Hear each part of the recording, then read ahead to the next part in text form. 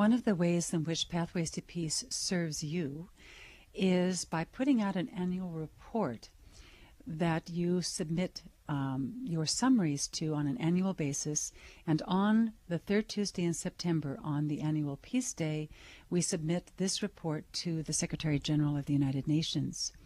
And in this report are your stories about how you build your different pathways to peace. There's peace building through international law and governance and human rights, peace building through business and economics, peace building through health, and all of your stories are grouped here around the living peace wheel that you see in these pages.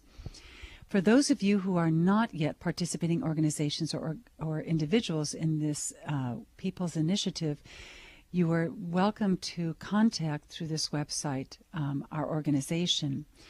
There are over 200 organizations worldwide in all the various regions of the world that are participating organizations in this. And I would like to just read you something that came from the letter from the Office of the Secretary General when we submitted the report this year. And it says as follows, an excerpt. Thank you for your report and the very creative and visionary work that you are doing. We are deeply grateful for your initiative and respect the outreach and education that you are doing in the cause of peace. We look forward to continuing our partnership. And this partnership with the United Nations is with various agencies of the United Nations, with the privilege of submitting a report to the Office of the Secretary General on your behalf.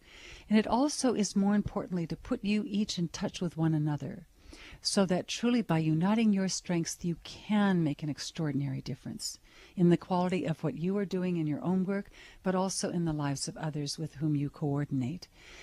And one of the wonderful stories that comes out of this is Masanko talked about Gateway to Peace in Sierra Leone.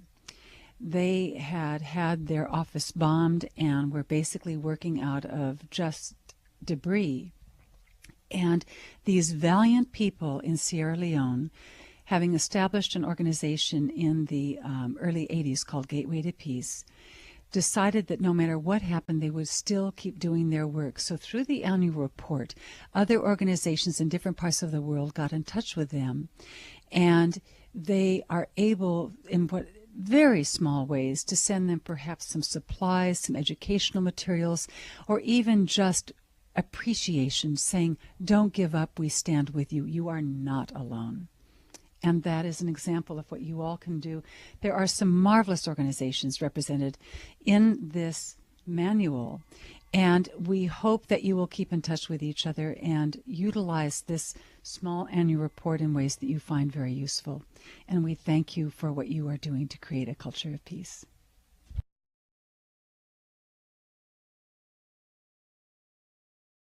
You've heard us speak about this annual and traditional Peace Day. It was established unanimously by UN resolution in the General Assembly in November of 1981 as the third Tuesday in September. And we really focus on the week surrounding that, from the prior Tuesday to the third Tuesday in September, so that people can do anything during that period of week that really celebrates, honors, and demonstrates peace in all the various practical ways. But also over a weekend, because many find it more easy to do that. One of the stories about Peace Day is in 1995, on the 50th anniversary of the United Nations, a summit of children occurred in San Francisco, which is the birthplace of the United Nations. During that summit, children that many of us and Pathways to Peace and other organizations have worked with throughout the years around the UN Convention on the Rights of the Child met as a follow-on from the first UN Summit for Children in 1990, and we're doing work on the implementation of this UN Convention on the Rights of the Child. And during that time, a resolution was passed by these young people from all these different nations saying that henceforth the third Tuesday in September would be known as Hear the Children Day. And the power of that is that young people in various countries are saying to the leaders of their countries or their organizations or in their schools or wherever they may happen to be, we want you to listen. We are not just children who are sitting idly by, but we are affected by the decisions that each of you makes. And we want to be part of the decision-making process. We want to participate in peace building. So on the third Tuesday in September, young people from around the world, children and youth, are making this a focal point for the day of reviewing the progress that all of us have made in humanity from our progress toward peace. How are we doing in human rights? How are we doing with the environment? And just making a commitment on that day to a greater cooperation and commitment toward building cultures of peace in future generations. And this day now acts as the annual highlight day for not just children, but for the United Nations and for peoples around the world to mark our progress. Where are we not doing the most that we can as individuals, as organizations, as nations, to implementing all these programs of actions that come out of the United Nations, or our own commitments to peace in whatever way we can, and to preparing ourselves and committing ourselves more deeply to doing a much better focus on our common purpose, which is peace, for this and future generations. Thank you.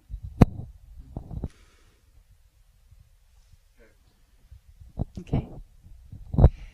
Masanka, we've been talking about the We the People's Initiative, and when it was inaugurated in 1983 by the then Assistant Secretary General of the United Nations, Robert Mueller. Can I start?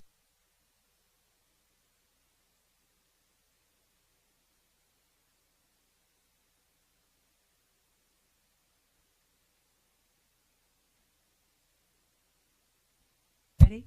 Ready. Okay. I would like to have us talk about the We the People's Initiative. When it was inaugurated in 1983 by Dr. Robert Mueller, the then Assistant Secretary General of the United Nations, and myself, we did that through Pathways to Peace because we wanted to shine the light on those organizations that were doing the most valiant work of peace building in the world. And peace building didn't exist then as any kind of a field that anyone knew about. And we felt that by shining the light on these organizations and what they were doing, we could bring to light the fact that there is a whole new field that we, the peoples, ordinary citizens, are involved with day to day, but that none of us knows about. And in some cases, this initiative was to, just by shining the light, help keep these organizations alive so that their governments wouldn't shut them down, or so that other people would know about them, or their work could get supported or shared in ways that were meaningful, and we could learn from one another by the examples of others. And you put together this last annual report of the year 2000. And could you tell some of the stories that came to you from that and what touched you very deeply? Yes. Last year, it was a joy for me to put together the We the People's Initiative report because it highlighted for me in a way that nothing else had about the everyday way in which people were stepping forward courageously to create peace. I am a storyteller, and I love a good story.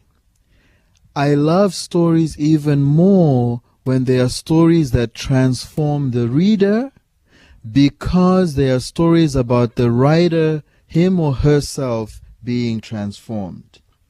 There is an organization called The Cello Cries On. A young man who's a cello player decided, I can play the cello, I can amuse my family, I can amuse my community, but what would happen if I began an organization that was based on playing the cello, but that was a peace organization? And that you linked with other people who play cello around the world, and we began these small quartets that went into areas where there was violence and brought this music of peace. And wasn't that inspired by his hearing at the age of 12? Exactly. About what was happening in the former Yugoslavia. Exactly. And there was one man who came out, and what he did was he sat in the middle of the town, and he played his cello amidst the bombing. Right. And people began to gather from all the different factions.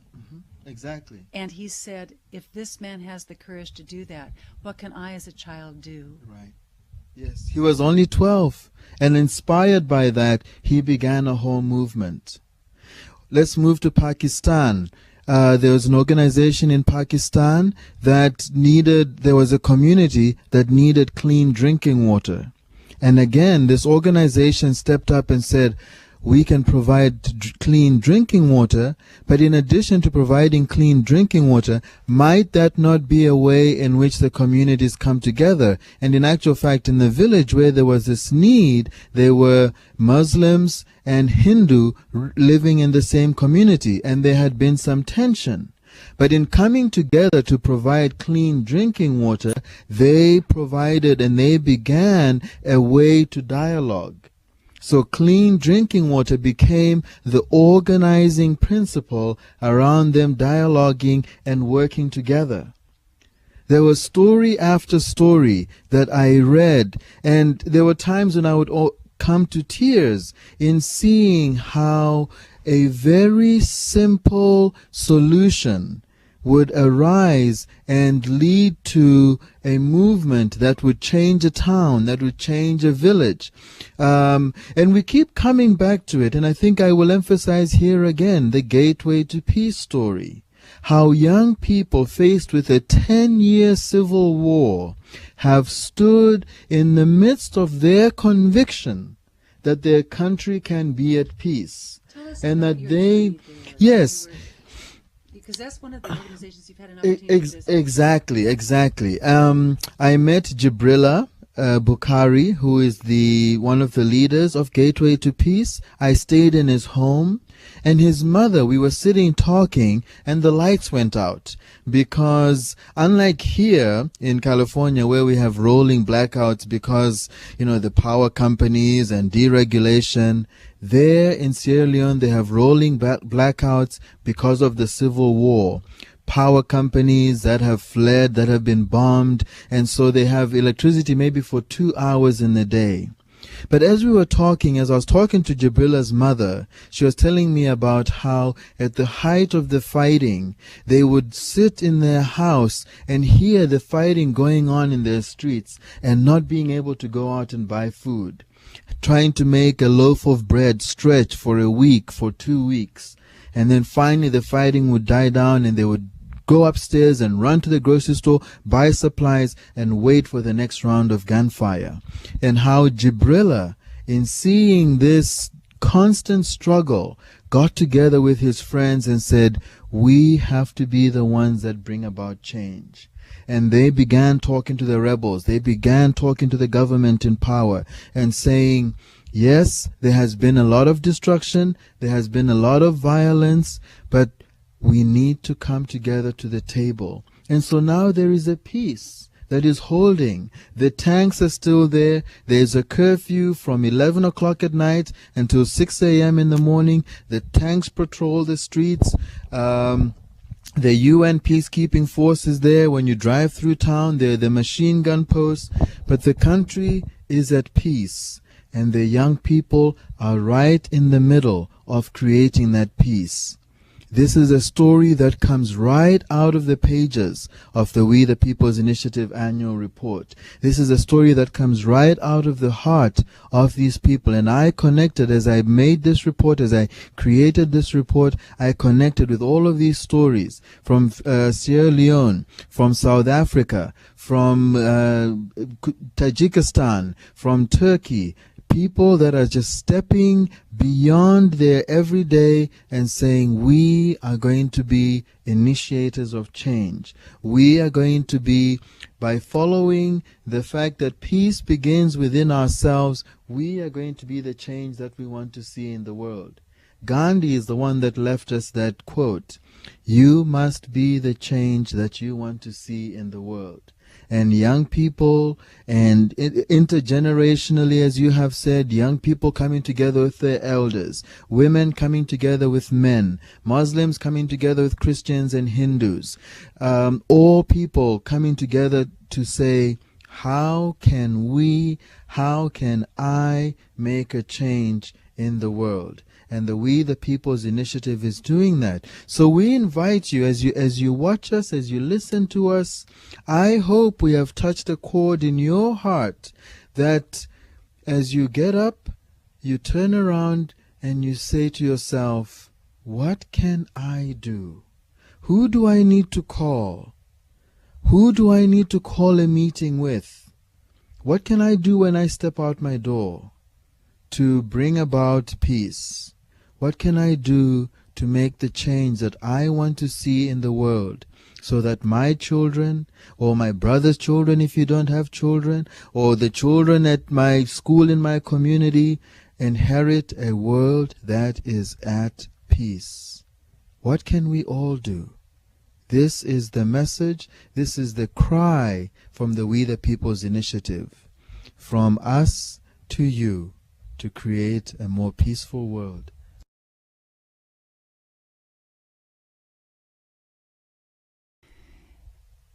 Let's speak a little bit about Peace Day, this annual Peace Day. What I remember as an image that keeps firing through my mind is that there were a group of young people that met in Geneva, and this was part of the preparation for the conference in Vienna, which was the UN Conference on Human Rights. And this was a children's conference on human rights, on the Convention on the Rights of the Child. And these young people, we were meeting in an old World War II bunker outside of Geneva. And we were preparing for a celebration that young people would take back to their own countries for Peace Day. And the young people designed this. And they designed it where they asked for candles, because that was universal amongst all of the cultures. And they designed a ceremony where they chose a different part of, in this case, the UN Convention on the Rights of the Child, and they spoke that part that they had personally suffered from. And they stood in Ireland, they stood with those, the Catholic and the Protestant and the English all stood together. The English, two people from Ireland, one from England. From the Middle East, all the different factions were represented there. They stood together as one. And we just go around the world, and that's what happened, representing all of the war zones, all of the religious differences. And they stood in these groupings, and then they spoke different parts of what they committed to in terms of peace, lighting their candle as they did it until the entire circle was lit with candles and these dedications to peace. And between then and the time that they then made their presentation to the United Nations, they went back to their homes and they remembered these.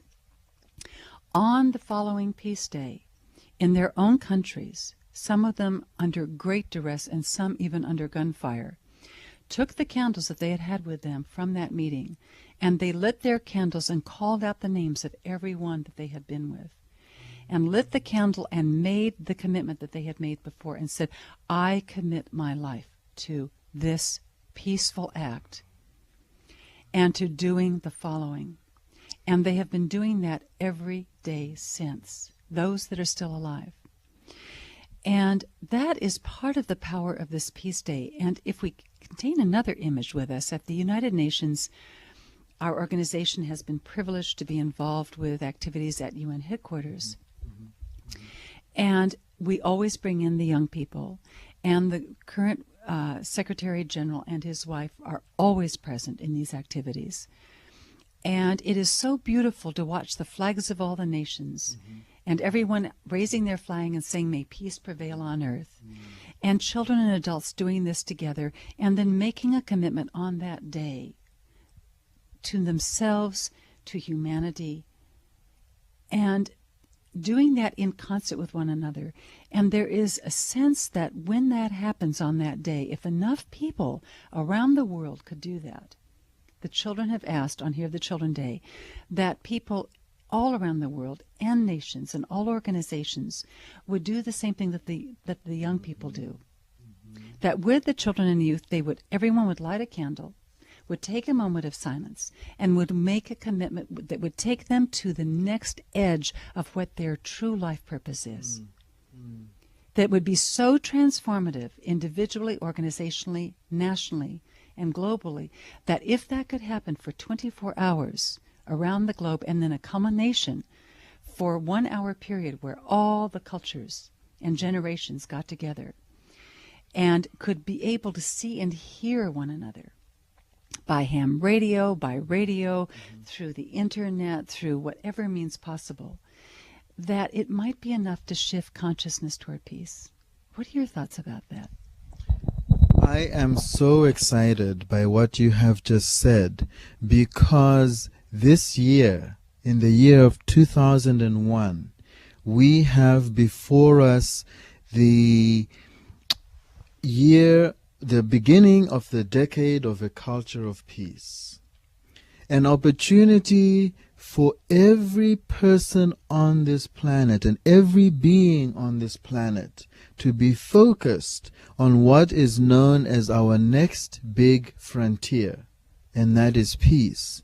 And so I am so excited by the potential of raising awareness, bringing to the attention of everybody who is within sight of radio, within earshot of radio, within sight of a newspaper or a magazine or TV screen or a computer screen, and saying to them, here is an opportunity for you to truly take the next step to changing the destiny of the world.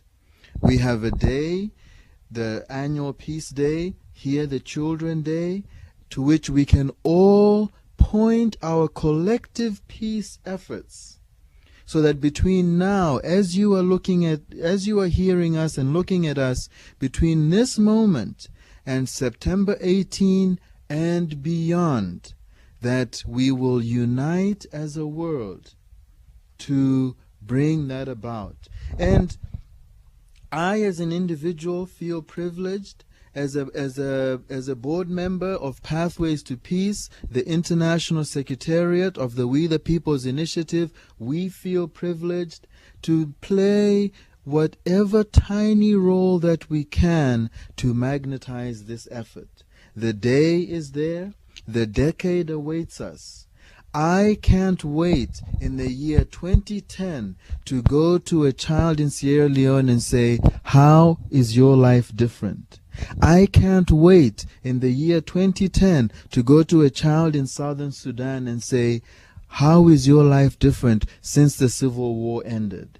I can't wait in the year 2010 to go to the Democratic Republic of Congo and talk to a young child in the village and say, how has your life changed since the bombing stopped, since this machine gun stopped, since the shell stopped landing, since all the landmines were taken out? I cannot wait for that day. But it takes us all focusing. Just as a sprinter or a high jumper or a dancer prepares for that opening note and then launches into the 100-meter dash or launches into the pirouette and the triple axel, we are poised on the starting line of a race that has been continuing. This is a track meet. This is a dance that has been continuing. But now we are poised on taking it to the next level of its achievement. And the foundation that you have just so clearly laid out for us is what I think the world has been waiting for. The magnetizing time at this shift of the millennium that says, now is the time to make peace a practical reality for the children of this and future generations. So I am excited. I am excited to bring my energy. I am excited to bring our energy, our talents to this task that has to be a task that comes from the divine. However you see God, however you celebrate God, that can be the only place where this task has come from. And as you are hearing us, as we are talking about it, we are privileged to be in this time of magnetizing, of mobilizing to reach this new frontier that is right there on the horizon. We can see it. We can see it in the places where we have had success and brought peace, and the places that are just waiting. We have brought peace to Ireland. We have brought peace to Kosovo. We have brought peace to Bosnia. What more the other places?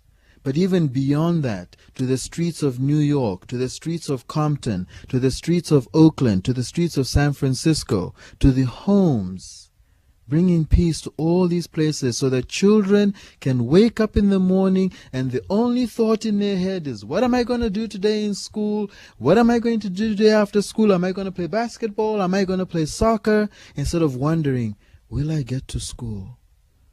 But no. Seeing children smile and dance and play together, and that is their only thought, is what they're going to become in the future. How are they going to be a peacemaker in the commercial world? How are they going to be a peacemaker in the athletic world? How are they going to be a peacemaker in the artistic world? Wouldn't it be such a beautiful thing? And that's what we're initiating with Annual Peace Day. The third Tuesday this year, and the third Tuesday next year, and the year after that, through 2010 and beyond. Yes.